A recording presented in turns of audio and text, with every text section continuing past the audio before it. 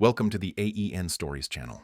I'm Ethan, a 40-year-old carpenter in Santa Fe, New Mexico, where the autumn of 2025 draped the city in a warm, golden glow, the air sharp with the scent of pie and smoke curling from chimneys, sun-baked adobe walls radiating heat, and the distant hum of chili roasters along canyon roads, art-filled streets. For 11 years, 7 married, for dating my wife, Leela, and I constructed a life like a handcrafted home, each beam and joint fitted with meticulous care. Its structure a testament to our shared dreams, its walls built to withstand the desert's relentless sun. Our adobe casita in the rail yard district, with its weathered green shutters, creaking porch swing, and a courtyard blooming with prickly pear, was a sanctuary of our intertwined passions. My woodworking tools, chisels, planes, saws line the shed, their handles worn smooth by years of use, their blades glinting in the morning light. Leela ceramic pots and vases, glazed in hues of turquoise and ochre, were scattered across hand-built shelves, their curves catching the sun's rays through wavy glass windows. The clink of her glazed bottles mingled with the rhythmic buzz of my table saw, a duet of creation that filled our days. Mornings were sacred, a ritual as precise as measuring a perfect dovetail.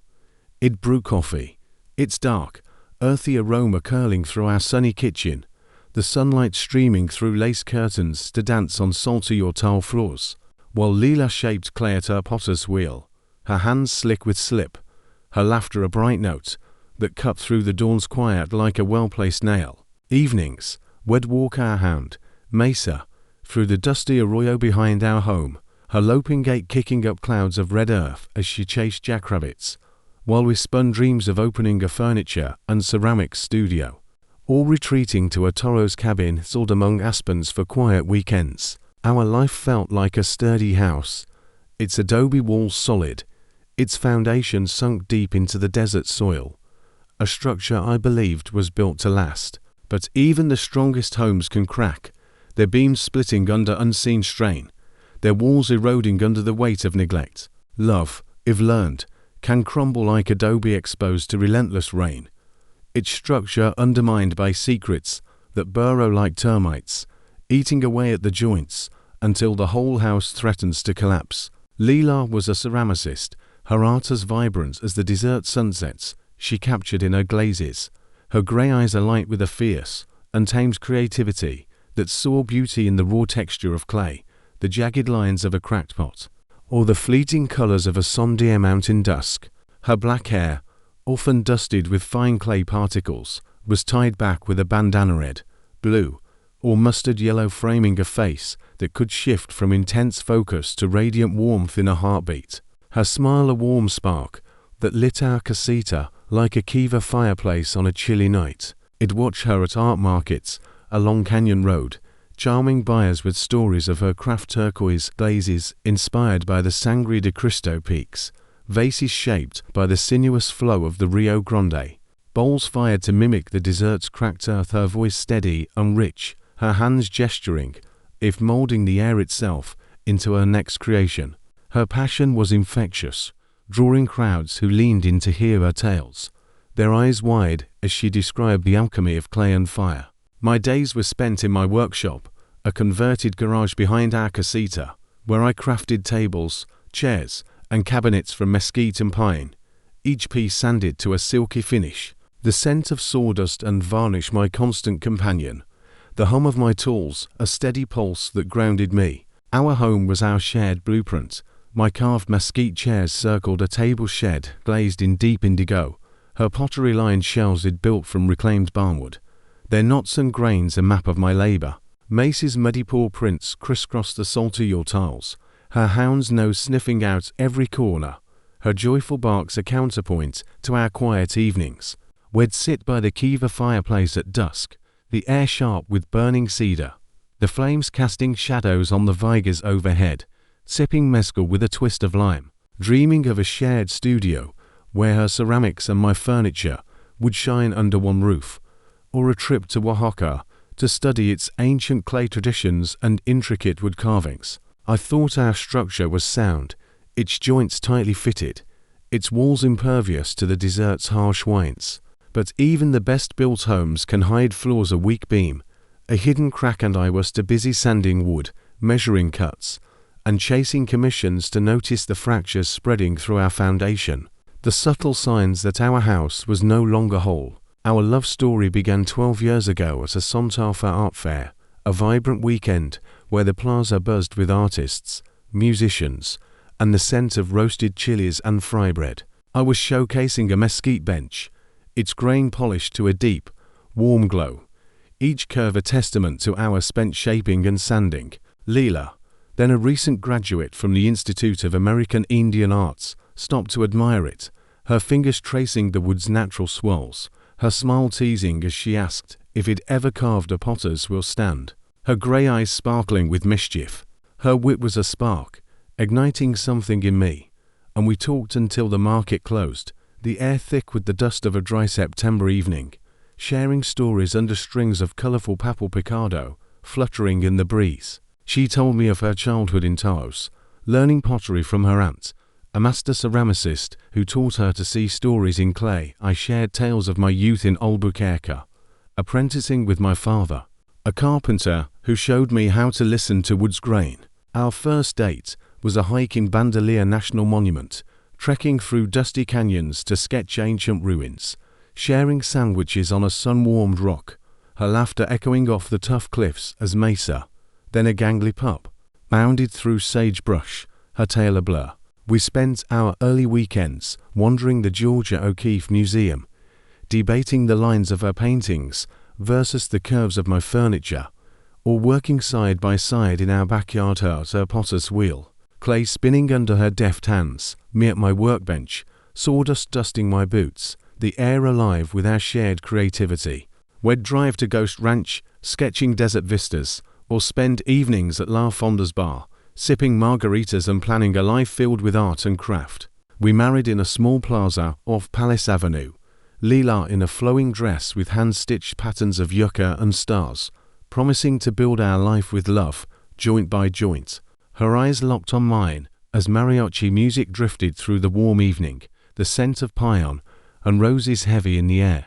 Those memories were my foundation, the sturdy beams I leaned on when life felt unsteady, the framework that held our house together. But even the strongest foundations can shift, their footings cracking under pressure, and those moments now felt like a house settling too fast, its walls tilting, its joints groaning under a weight I hadn't seen coming.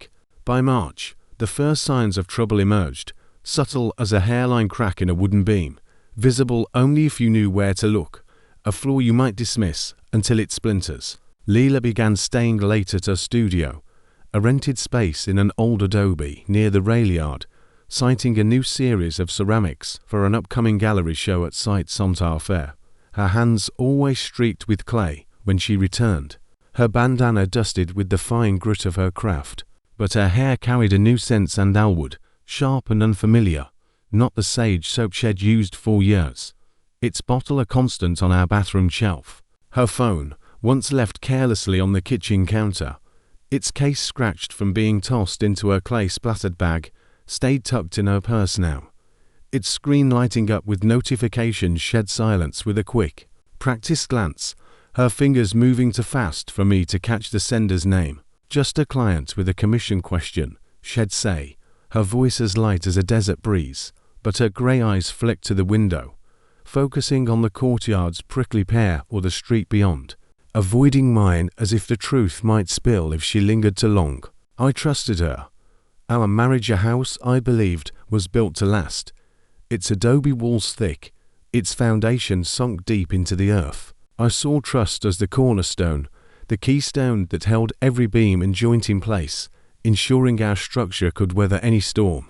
But trust, if learned, can erode like adobe in a monsoon, its strength crumbling under strains you don't see, its surface pitted by secrets that burrow beneath. I was too busy in my workshop, crafting a dining set for a wealthy client, my days filled with the whine of saws, the scent of mesquite, and the pressure of deadlines, to notice the cracks widening, the subtle shifts in our home's balance that hinted at a deeper fracture. April brought clearer signs, like a beam splitting under too much weight, its wood groaning, its fibers tearing apart. Leela started wearing new necklaces, turquoise beads strung with silver, their vibrant colors catching the dim light of our kerosene lamps, not her usual plain silver chain, a gift from our first anniversary. Simple and unadorned like her early work, her stories about studio time grew vague, lacking the vivid, tactile details she once shared with a potter's passion, a glaze that captured the blush of a desert dawn, a pot that cracked in the kiln but revealed a new texture, a bowl shaped to echo the ripples of a canyon stream. Instead, her accounts were brief, clipped, like a blueprint missing half its measurements, leaving gaps I couldn't fill. She mentioned Diego, a painter in her studio collective, his name slipping into conversations like a splinter lodged under a fingernail, her tone too warm, her smile lingering a fraction too long. Hayes experimenting with bold colors, she'd say, her eyes bright with a spark I hadn't seen in months. But the details stopped there, her words trailing off like a half-finished sketch. I was swamped in my workshop, sanding a mesquite table to a mirror finish, my days a blur of client meetings, lumber deliveries, and late-night sketches, my nights spent polishing joints under the garage's fluorescent the air thick with varnish and dust. I dismissed my unease as stress, my mind tangled in grain patterns and delivery schedules, convincing myself it was the pressure of a gallery show, not a shift in our structure. But doubt crept in, a splinter lodging deeper, its sting a constant reminder that something was off, a crack spreading through our home's walls that I couldn't ignore. May's signs were undeniable, like a wall collapsing, its adobe crumbling to dust under the weight of truth. Leela late return stretched past midnight, her sandals oddly clean, despite claims of studio walks through dusty arroyos, where red earth should have clung to her soles like a stubborn stain. Her phone buzzed constantly, a persistent hum disrupting our quiet dinners. The clink of forks against her hand-glazed plates, rust and indigo, fired in her killer stark contrast to our silence, her eyes fixed on her food or the window, anywhere but me. I'd lie awake in our bed, her breathing soft beside me, the desert wind rattling our wooden shutters, its mournful howl echoing the unease in my chest, wondering who was texting her, who was inspiring her new ceramic sangular. Bold pieces with sharp edges and clashing colors, so unlike the fluid curves of her earlier work that he'd loved. I started dissecting our life, my carpenter's mind analyzing our blueprint 4 floors, searching for the moment the structure began to fail. Had she always been this distant, or was I just noticing now?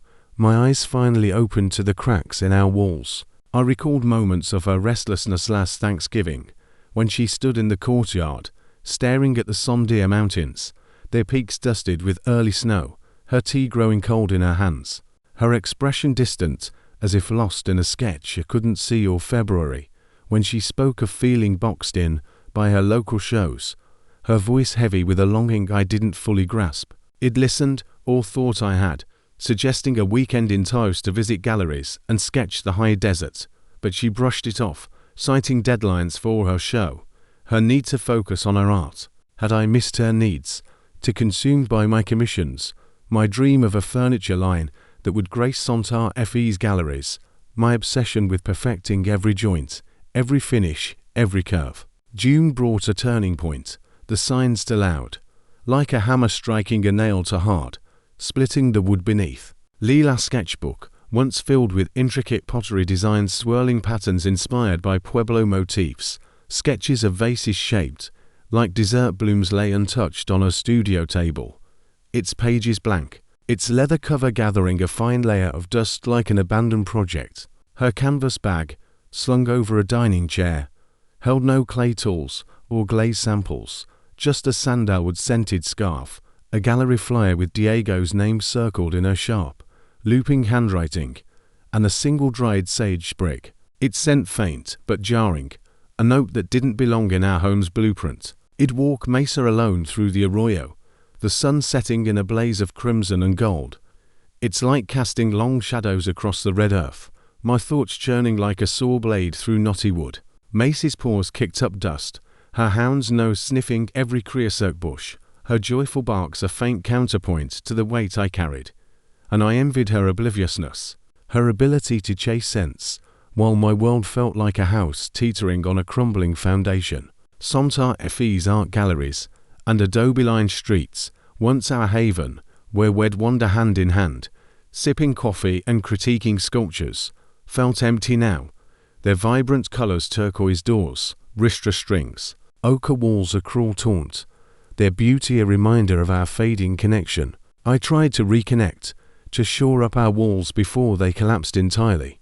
One evening, over a dinner of chilies rellenos, the kitchen fragrant with roasted poblanos and cumin, the table set with her favorite plates, I asked about her show, about Diego, hoping to find the joint that had come loose, the beam we could reinforce. "It's coming along," she said, her eyes fixed on her plate, her fork hovering, untouched, above the stuffed peppers, her voice flat as a board cut to thin. "Just experimenting with new glazes." Her words lacked the depth of our old talks, when she'd describe a glaze's evolution with the same passion brought to carving a perfect dovetail, her stories painting pictures as vivid as her ceramics. I pressed gently, asking about her inspiration or Diego's role, but she deflected, mentioning a vague firing technique, her tone a blueprint without detail, a sketch with no lines. Tension spread like a crack through plaster, jagged and unyielding, and I couldn't ask more, fear nailing my tongue shut, a cold dread settling in my chest like wet clay. What if I was wrong? My suspicions just the stress of a big commission. What if I was right, and the truth brought our whole house down? July's dread deepened, a fault line splitting our foundation, its tremors shaking every room. On a rare day off, I offered to bring lunch to her studio tamales, a recipe I'd learned from my mother, wrapped in corn husks, but she didn't reply, her phone showing the message as read. The silence louder than the city's hum of tourists and artists, driven by a gut feeling, sharper than a chisel's edge. I drove to her studio, finding it dark, her will still, her tools untouched, the air stale with disuse. My stomach sank, a weight as heavy as a mismeasured beam. Later, passing Cirillo's road, I saw her pickup truck parked outside a cafe, the Desert Bloom, its windows glowing with warm light, the faint strum of a guitarist spilling into the dusty night. Not her studio, not an art supply shop. I didn't go in, but sat in my car, my hands gripping the wheel, my heart pounding like a hammer on a stubborn nail. The city's pulse a distant roar through my fogged windows. Maybe it was a friend, a client, a harmless meeting, but suspicion grew, a crack splitting our walls wider, its edges jagged and raw. I started noticing details I'd ignored. The way she'd hum unfamiliar songs, not our usual folk or mariachi, the new sketch pad she kept closed, its pages hidden when I entered the room, the way her laughter, once a melody that filled our casita, now felt reserved for moments I wasn't part of, moments I couldn't share. One night, when she was in the shower, the waters unmasking my guilt, I checked her phone, hating myself for crossing that line, for violating the trust it held as sacred as a perfectly fitted joint. The texts were a sledgehammer to my chest, each one a splinter in our structure. "Miss you tonight. Meet me at the usual spot." No name, but I knew it was Diego, the painter whose name lingered in her stories like an unwelcome guest. Each message was a crack, shattering the beams of our home, and I stood there, phone in hand, my pulse racing like a saw through knotty wood, my heart splintering. I returned the phone to her bag, my hands trembling, my chest aching like a board split by a bad cut, and forced a smile when she emerged, her hair damp, her towel wrapped tightly, her grey eyes avoiding mine as if she sensed the shift in our air, the structure of our life buckling under the weight of truth. August brought the truth, raw and unyielding, a house collapsing under its own weight. I was home early, sanding a mesquite table in the shed, the rhythmic scrape of sandpaper a faint comfort, Mesa snoring at my feet, her warmth a small anchor against the storm brewing inside me. Leela had said she was at her studio, working on a final piece for her show, but her sketchbook was untouched, its pages blank, her canvas bag empty of the usual clay tools or glaze samples. On impulse, driven by a dread too heavy to bear, I checked her laptop, left open on the kitchen counter, her emails still logged in from the night before. A thread with Diego unfolded like a blueprint for disaster. Each message a nail in our coffin. They'd been meeting 4 months coffees at the Desert Bloom, walks through the foothills near Tesuque, late night talks at her studio moments that started as shared critiques but grew into something deeper, more intimate. A connection that left me on the outside of her world. Her words cut like a saw through soft pine, sharp and relentless. You see me as an artist, not just a wife buried in routine. They'd met at a February gallery opening he'd skipped, to consumed by a rush commission for a Santa Fe hotel. My mind on measurements and deadlines instead of joining her to celebrate her latest vase. What began as discussions of color palettes and brushstrokes turned into picnics by the Rio Grande. A sketch head made of her under a cottonwood, her doomed confession of falling for him. A feeling seen in ways I hadn't made her feel since our early days. The details were a slow collapse, a rainy afternoon in March, sharing a thermos of coffee by the river. The water's flow masking their laughter, a playlist head curated. Filled with indie folk she said matched her soul. A moment in May, when they kissed under a pine tree in the foothills, the desert wind hiding their shadows. I read until my vision blurred, my chest aching like a beam splintered beyond repair. Our life, our bandolier hike, our plaza wedding, Mace's adoption feeling like a house reduced to rubble. Its walls crumbled, its foundation cracked beyond saving.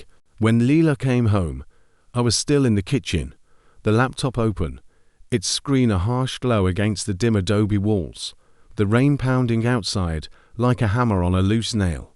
The scent of my unfinished tables varnish now cloying, sickening. I showed her the emails, my voice steady, but my heart splitting like wood under an axe. "What is this, Leela?" I asked, holding up the laptop, each word a weight I could barely carry, my hands trembling as if it burned them on a hot tool. Her glazed bottle fell from her hand, shattering on the salty tiles, the turquoise liquid pooling like spilled blood, her face draining of color, her grey eyes wide with a mix of guilt and fear. "I didn't mean for this to happen, Ethan," she whispered, sinking into a chair, tears welling as she clutched the table's edge, her knuckles white against the mesquite grain. "It just grew." She sat there, Mesa nestled between us, oblivious to the storm tearing through our home, her tail thumping softly against the tiles, her warmth a cruel contrast to the cold spreading through my chest. Leela's voice cracked as she explained, her words halting, like a blueprint drawn in haste. Diego was more than a studio colleague. They'd shared coffees, walks, moments she couldn't fully articulate, moments that felt like freedom, like a release from the confines of our routine, from the role of wife and local artist that had begun to feel like a poorly fitted frame. She said she loved me, her tears falling onto the table, catching the light like broken glass, but she felt trapped, like our life was a house too small for her dreams of a global art career, a name that would echo beyond Santa Fe's galleries, a legacy that would outlast her. "I didn't know how to tell you," she said, her hands twisting the bandana she wore. Its sandalwood scent a bitter reminder of her betrayal, her eyes pleading for an understanding I couldn't summon, not yet. "I never wanted to hurt you, Ethan." But she had, and the hurt was a living thing, a crack splitting our foundation, crumbling the walls we'd built together. I asked questions I didn't want answers to. When did it start? Where did they meet? Why him? Each one a nail driven into my heart, bleeding fresh pain. She answered in fragments, her voice breaking like a board under too much weight.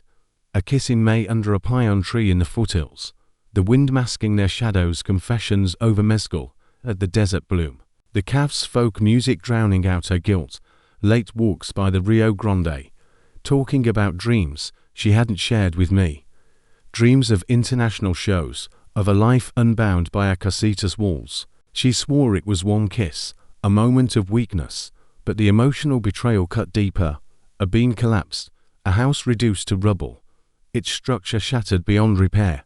We sat in the kitchen, the silence heavy, Mesa between us, her warmth a faint anchor in the storm. The radio played a Norteo ballad, its accordion notes mocking the jagged edges of our ruin. The rain outside, a relentless tattoo on the tin roof, mirroring the chaos inside me. The living room TV droned, a documentary about New Mexico's pueblos. Its images of ancient adobe walls, a cruel contrast to the wreckage of our own home. I wanted to hate her, to scream, to smash the laptop like a poorly cut board, but all I felt was emptiness, a blueprint erased, a house with no walls. I thought of our story, our first date in Vandalia, sketching ruins under the sun, our wedding in the plaza, her dress glowing in the dusk the day we brought Mesa home, her puppy paws digging up our courtyard, our laughter filling the dry air. Had it all been a lie, a house built on sand, its foundation too weak to hold? Had I been too focused on my workshop, on carving perfect joints, to see her drifting, her dreams pulling her towards someone else's blueprint? I wanted to ask why she didn't talk to me, why she chose Diego over us, over the home we'd constructed together.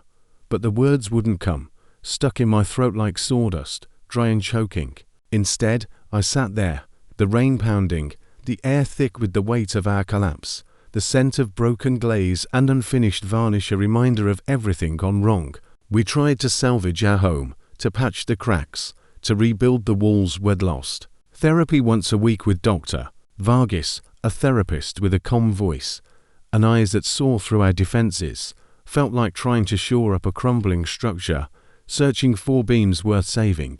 She urged us to be honest, to lay bare our pain, to find the flaws in our blueprint. Leela admitted she felt unseen, her identity as an artist buried under the routine of local shows and our quiet evenings, her dreams of a global career stifled by the sameness of our life. Diego saw her as a creator, not just a wife, offering a spark she felt we'd lost in our daily grind of coffee, walks, and shared meals. Her words were a chisel, carving through the illusions I'd held, revealing gaps I'd ignored in our structure. I confess my distraction, too consumed by my workshop, by commissions for hotels and galleries, to notice her restlessness, her talk of international shows, of needing space. It offered a weekend in Taos, a chance to sketch the high desert and visit galleries, but Shed brushed it off, saying she needed to focus on her show. Had I been too blind, too caught in my quest for perfect craftsmanship, to see her fading, her colors leaching under my neglect? We tried date nights, returning to Canyon Road to wander galleries, the air thick with sage and chili. But the tension was a crack too wide to bridge, her betrayal a splinter lodged too deep to remove. We made promises to communicate, to rebuild trust, to be honest about our needs. But every time I looked at her, I saw Diego's name, her words about feeling seen, about being more than a role. The trust we'd built was a broken joint, its fit too loose to hold, our house too damaged to stand. Therapy was a construction site, each session a struggle to rebuild, like salvaging warped wood from a ruined frame. Leela cried often, her guilt a heavy shadow, her face crumpling as she spoke of the pain she'd caused, the choices she regretted, but couldn't undo. "I love you, Ethan," she'd say, her voice breaking, her hands twisting the bandana she wore. Its sandalwood scent a constant reminder of her betrayal. I just got lost in my art. I wanted to comfort her, to be the husband who'd held her after a kill misfire, who'd made her laugh with my terrible puns about dovetails, but I couldn't. My anger was quiet, but constant, a slow crack spreading through our walls, its path fracturing every memory. I'd catch myself staring at her, searching for the woman I'd married, the one who'd teased me about my bench at the art fair, who'd sketched pottery designs by candlelight, who'd danced with me in our courtyard to mariachi tunes. Our worlds fitting together like a perfect mortise and tenon. Was she still there, or had Diego taken her, claimed the part of her I thought was mine? Dr. Vargas said I hadn't failed, that Leela made a choice to step outside our vows, but self-blame was a stubborn knot, its grain resistant to every attempt to sand it smooth. I dissected our marriage, searching for the moment it went wrong. Was it the long hours I spent in the workshop, sanding until midnight? Was it the way he'd stopped planning spontaneous adventures, like our ghost ranch trips? Or was it her, needing a spark I couldn't provide, a blueprint bolder than our life's design? By October, We separated. Our house to crumble to salvage, its beams to splintered to repair. I moved to a small studio apartment near the rail yard. Its bare adobe walls and concrete floors a stark contrast to our casita's warmth. The city's hum of galleries and cafes filtering through thin windows overlooking the train tracks. The silence was deafening without Macy's barks, Leela clinking glazed bottles, or the buzz of my saw, the sounds that had once filled our home with life. Building for one simple shelves, a single chair felt sterile without her pots cluttering the counter, her half-finished sketches, or Macy's toys scattered across the tiles. I threw myself into my workshop, crafting furniture with a precision I couldn't apply to my heart, carving tables for clients whose smiles felt like pity, their kind words a reminder of my loss. I started hiking in the foothills near Atalaya Mountain, the desert's expanse of sage and pine a faint distraction from my thoughts, the dry air stinging my lungs as I climbed, trying to outrun the pain. Santa Fe's vibrant streets, their adobe facades glowing under turquoise skies, their galleries filled with art we'd once admired together, felt hollow now. Their colors red ristras, yellow chamisa, blue shutters a mockery of my isolation, a blueprint of a life I no longer recognized. Friends became my scaffolding, their kindness a brace holding up my crumbling walls.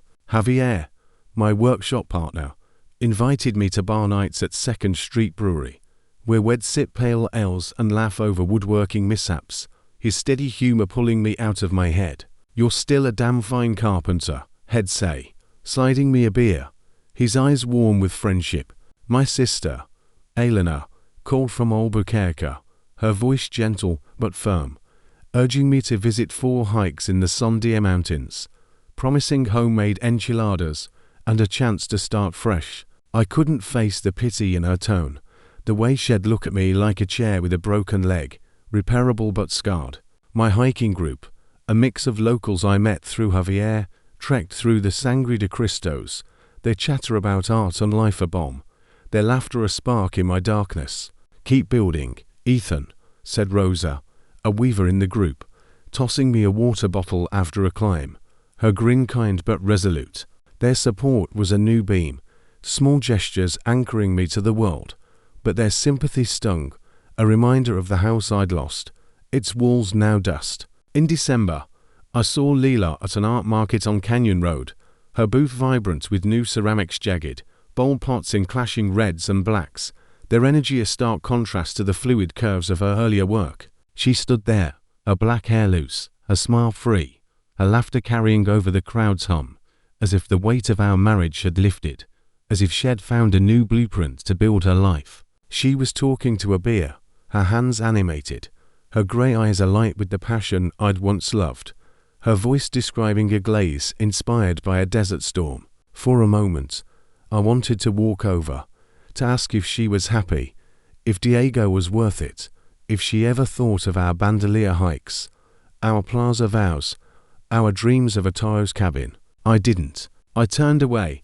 the hurt to raw, the market's colors turquoise jewelry, red chilies, yellow lanterns blurring into a haze, the mariachi music from a nearby stall fading as I walked to my truck, my chest tight with grief. I drove back to my studio, the rain smearing my windshield, Santa Fe's adobe skyline and church steeples looming like blueprints I couldn't redraw, their lines etched too deep to erase. Rebuilding is slow, like crafting a new house from scratch, each beam measured, each joint fitted with care.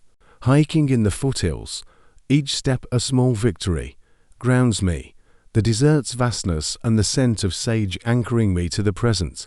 My workshop keeps me sanding wood, carving joints, hosting furniture, making classes under the garage's warm lights, the hum of tools a rhythm I can still follow. I've started a carpentry co-op with Javier, sharing tools and ideas, our banter a spark in my darkness. I joined a woodworking class for fun, led by a local artisan named Sophia, her dry wit and love of bold designs making me laugh, a sound I hadn't heard in months. We talked about Santa Fe's craft history, its Pueblo influences, and for an hour, I felt like Ethan again, not a broken carpenter, not the husband whose house fell apart. It wasn't love, but it was a new joint, a hint I could build again. Solo therapy with Dr. Vargas is like refinishing a warped board, sanding away layers of pain to find the grain beneath. Why did I feel responsible for Leela choices? Who am I without her? It defined myself through our marriage, our shared blueprint bandolier hikes, plaza dances, Macy's chaos a framework for my identity. Her betrayal wasn't just a loss of love, it was a loss of self. A house reduced to rubble. I'm learning to forgive, not for her, but for me, to clear space for new beams, new walls. I'm starting to like the person I'm becoming, the furniture in crafting, the life in building. It's messy, like a rough cut, but I'm getting there, one joint, one step at a time. Healing isn't linear, a lesson I'm learning with every hike, every carve, every conversation. Some days, a relic of photo of us in bandolier, Mesa grinning, Leela dress catching the sun brings pain as fresh as the day I read her emails. I'd hike past her studio, hating myself for caring, or see a couple in a gallery, their laughter a stab of envy for the ease we'd lost. Other days, I laugh with Javier over a workshop joke, lose myself in a new chair's design, or hike with my group, debating Pueblo art, feeling whole. I run through the arroyo, the air dry, the horizon glowing with sunset, and feel hope, a belief I can craft a new life, a house that's mine, not ours. I don't hate Leela, though the thought creeps in during dark hours, when my studio's silence feels like an empty workshop. Its bench is bare. I hate her choice to tear down our house, to find in Diego what she couldn't in me, in us. I hate that I didn't see it, believing our structure was sound, its walls unassailable. But I'm letting go, forgiving for my sake, freeing myself to carve new beams, to build a new home. I'm learning to live with the scars, not as cracks, but as proof I survived, a blueprint still taking shape, a house rising from the rubble. Thank you for listening to my story to the end, a raw, unreal tale of love, betrayal, and the slow, messy work of rebuilding. It's a journey through pain and hope, a blueprint of human struggle that I'm honored to share. If this story moved you, stirred your heart, or echoed your own experiences, please subscribe to the End Stories channel. There, you'll find a gallery of stories, tales of love, loss, betrayal, and redemption. Each one a reminder that we're all building our own narratives, beam by beam, in the quiet spaces of our hearts.